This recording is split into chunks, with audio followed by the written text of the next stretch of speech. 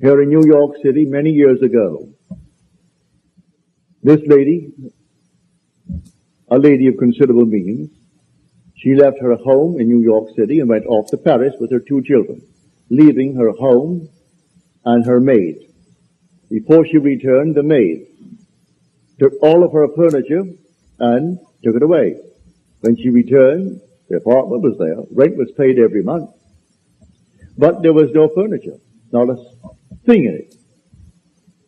She employed a private agency, told the police department, told all the authorities in New York City, and plus her private agency.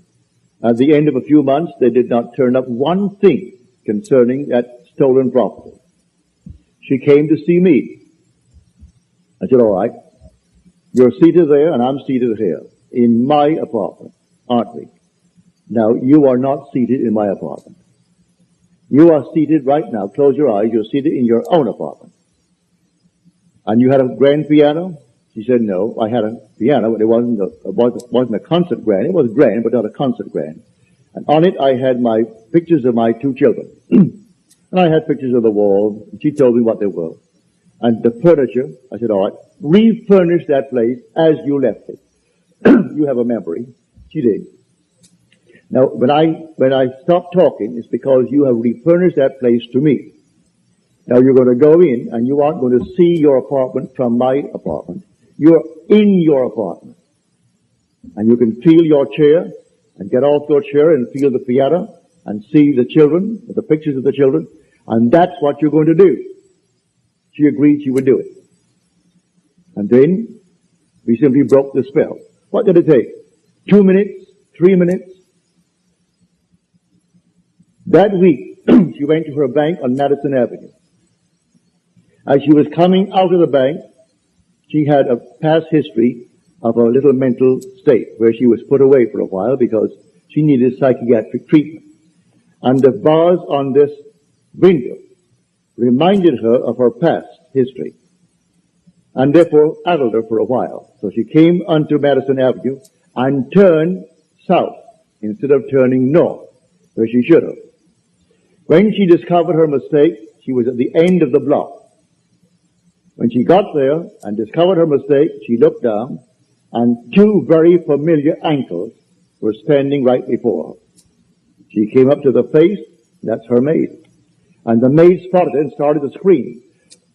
She went over to the maid and grabbed her before the light changed and hailed the oncoming taxi and said, you're taking me right now. And the maid, who could have killed her, she was so big and strong, was so reduced to impotency because of the discovery. And the maid took her to the place where she had stored that furniture. She said, I'm not bringing action against you. I want my furniture. And she got it back into her own apartment within the week. A seeming mistake was the way the Father laid her. All I ask is to go to the end. If I go to the end and give thanks to the end and for the end, it's done.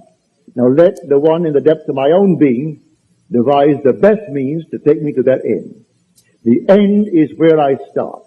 The end is my beginning. And that is a story that I know from personal experience.